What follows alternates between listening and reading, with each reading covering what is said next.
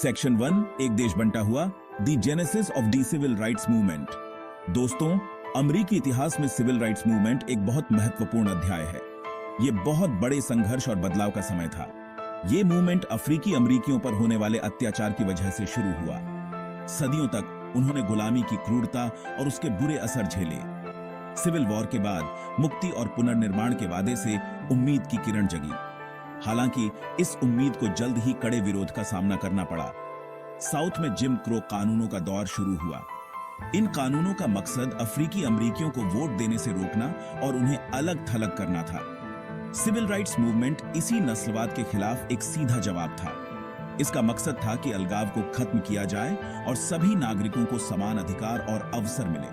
ये आंदोलन उन अनगिनत लोगों के साहस, लचीलेपन और न्याय में अनवेवरिंग विश्वास का प्रमाण था। उनके बलिदान और अटूट भावना ने एक राष्ट्र की अंतरात्मा को झकझोर दिया और अंततः महत्वपूर्ण कानूनी और सामाजिक बदलाव का मार्ग प्रशस्त किया।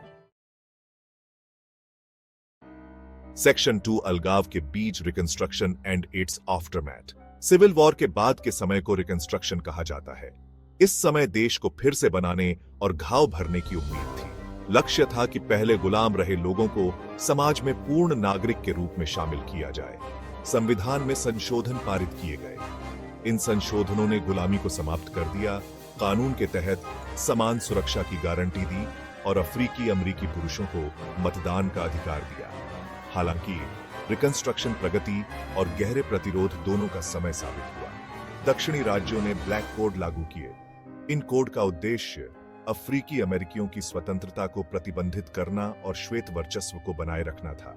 रिकंस्ट्रक्शन के प्रति संघीय सरकार की प्रतिबद्धता कमजोर पड़ गई। 1870 के दशक के अंत तक संघीय सैनिकों को दक्षिण से वापस ले लिया गया। इस वापसी ने अफ्रीकी अमेरिकियों को हिंसा, धमकी और उनके नए अर्जित अधिकारों के क्षरण के प्रति संवेदनशील बना दिया। अलगाव और जिम क्रो युग के उदय का मंच तैयार किया गया था, जो अमेरिकी इतिहास में लगभग एक सदी तक चलने वाला एक काला दौर था। Section 3 the iron grip of gym crow legalising discrimination. 19वीं सदी के अंत में जिम क्रो कानून सामने आए। ये पूरे दक्षिणी और कुछ उत्तरी राज्यों में फैल गए। ये कानून नस्लीय अलगाव की व्यवस्था बनाने के लिए बनाए गए थे। इस अलगाव ने जीवन के हर पहलू को प्रभावित किया। जिम क्रो कानूनों ने अलग स्कूल, आवास, परिवहन और सार्वजनिक सुविधाओं को अनिवार्य कर दिया। अलग लेकिन समान इस प्रणाली को सही ठहराने के लिए इस्तेमाल किया जाने वाला भ्रामक सिद्धांत था। हालांकि हकीकत समानता से कोसों दूर थी। अफ्रीकी अमेरिकियों को घटिया सुविधाओं के लिए भेज दिया गया, आर्थिक अवसरों से वंचित कर दिया गया और लगातार अपमान और हिंसा का शिकार बनाया गया। जिम क्रो कानूनों ने एक ऐसा समाज बनाया जहां अफ्रीकी अमेरिकियों के साथ दूसरे दर्जे के नागरिकों जैसा व्यवहार किया जाता था। ये कानून उनके मौलिक मानवाधिकारों का घोर उल्लंघन थे।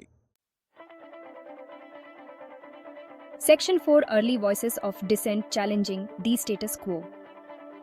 दमनकारी परिस्थितियों के बावजूद अफ्रीकी अमेरिकियों ने अपनी वंचितता को निष्क्रिय रूप से स्वीकार करने से इनकार कर दिया। जिम क्रो की वैधता को चुनौती देते हुए प्रतिरोध की आवाजें उभरी। एक प्रमुख शिक्षाविद बुकर टी वॉशिंगटन ने आर्थिक आत्मनिर्भरता और व्यावसायिक प्रशिक्षण को उत्थान के मार्ग के रूप में समर्थन दिया। समाजशास्त्री और कार्यकर्ता W.E.B. डू बोइस ने वॉशिंगटन के दृष्टिकोण को चुनौती दी। डू बोइस ने अफ्रीकी अमेरिकियों के लिए पूर्ण नागरिक अधिकारों और उच्च शिक्षा का तर्क दिया। उन्होंने 1909 में national association for the advancement of coloured people NAACP को खोजने में मदद की। NAACP का उद्देश्य कानूनी चुनौतियों के माध्यम से अलगाव को खत्म करना था। उनके सबसे महत्वपूर्ण शुरुआती मामलों में से एक 1896 में प्लेसी बनाम फर्ग्यूसन था। हालांकि सुप्रीम कोर्ट ने प्लेसी के खिलाफ फैसला सुनाया, अलग लेकिन समान को बरकरार रखा। इस मामले ने अलगाव के खिलाफ भविष्य की कानूनी लड़ाई के लिए आधार तैयार किया। Section 5 The rise of a leader Martin Luther King Jr. and the Montgomery Bus Boycott। 1950 के दशक में आधुनिक नागरिक अधिकार आंदोलन को महत्वपूर्ण गति मिली। एक महत्वपूर्ण क्षण था मोंटगोमरी बस बहिष्कार। इस बहिष्कार की शुरुआत रोजा पार्क्स के साहसिक कार्य से हुई थी। 1955 में एक दर्जी और NAACP सचिव पार्क्स ने एक श्वेत व्यक्ति को बस में अपनी सीट देने से इनकार कर दिया। उसकी गिरफ्तारी ने मोंटगोमरी बस प्रणाली के बहिष्कार को जन्म दिया। बहिष्कार 1 साल से अधिक समय तक चला। इस बहिष्कार ने मार्टिन लूथर किंग जूनियर नामक एक युवा बैप्टिस्ट मंत्री को राष्ट्रीय स्तर पर प्रमुखता दिलाई। महात्मा गांधी से प्रेरित किंग के अहिंसक प्रतिरोध के दर्शन ने आंदोलन की आकांक्षाओं के साथ प्रतिध्वनित किया। मोंटगोमरी बस बहिष्कार ने सामूहिक कार्रवाई की शक्ति का प्रदर्शन किया। इसने नस्लीय अन्याय को चुनौती देने के साधन के रूप में अहिंसक विरोध की प्रभावशीलता को भी उजागर किया। Section 6. A movement takes shape sit-ins, freedom rides, and the March on Washington. 1960 के दशक में नागरिक अधिकार आंदोलन ने जोर पकड़ा। पूरे दक्षिण में युवा कार्यकर्ताओं ने अलग अलग लंच काउंटरों पर धरना दिया। इन धरनों ने सार्वजनिक स्थानों पर अलगाव को चुनौती दी। फ्रीडम राइड्स का उद्देश्य अंतर्राज्यीय बसों के अलगाव को समाप्त करना था। इन सवारियों को हिंसक प्रतिरोध का सामना करना पड़ा। जलती हुई बसों और बेरहमी से पिटाई की तस्वीरों ने देश को झकझोर कर रख दिया।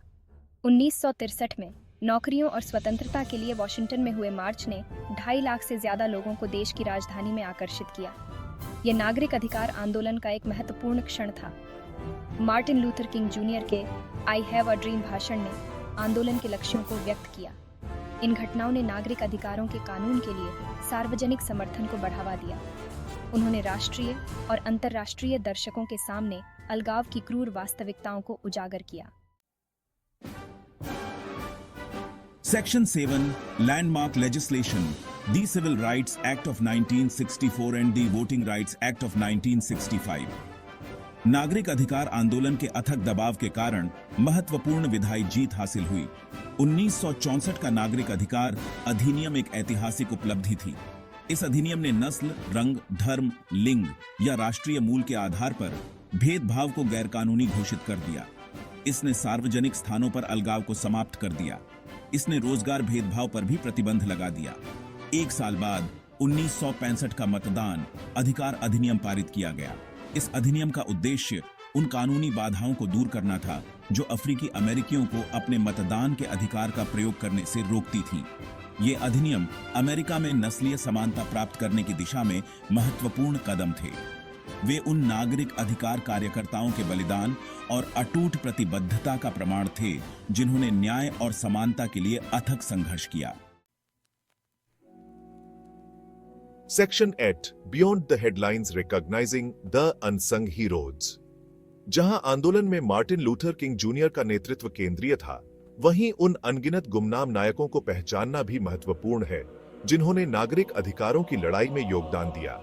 फैनी लोहेमर जैसी हस्तियां जो एक बटाईदार से कार्यकर्ता बनी, जिन्होंने मिसिसिपी में मतदान प्रतिबंधों को बहादुरी से चुनौती दी। जॉन लुइस एक युवा छात्र नेता जिन्होंने फ्रीडम राइड्स के दौरान क्रूर हमलों का सामना किया, ने अपना जीवन सार्वजनिक सेवा के लिए समर्पित कर दिया। एला बेकर एक अथक आयोजक ने स्थानीय समुदायों को सशक्त बनाने और जमीनी नेतृत्व का पोषण करने के लिए पर्दे के पीछे काम किया। इन व्यक्तियों ने अनगिनत अन्य लोगों के साथ, जिनके नाम इतिहास की किताबों में दर्ज नहीं हो सकते हैं, ने नागरिक अधिकारों के उद्देश्य को आगे बढ़ाने में अनिवार्य भूमिका निभाई। उनकी कहानियों को याद रखने और सम्मानित करने लायक है।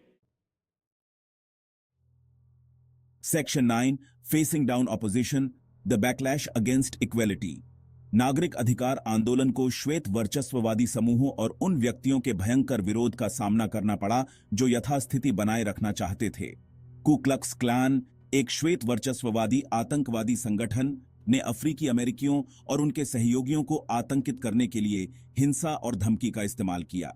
दक्षिणी राज्यों ने अफ्रीकी अमेरिकी मतदाताओं को वंचित करने के लिए साक्षरता परीक्षण, पोल टैक्स और अन्य उपाय लागू किए। संघीय कानून पारित होने के बावजूद अलगाव के प्रतिरोध बना रहा। नागरिक अधिकारों के संघर्ष का सामना बम विस्फोटों, मारपीट और हत्याओं से हुआ। हिंसा के ये कृत्य उन गंभीर जोखिमों और बलिदानों को रेखांकित करते हैं जो उन लोगों द्वारा किए गए जिन्होंने नस्लीय अन्याय को चुनौती देने का साहस किया।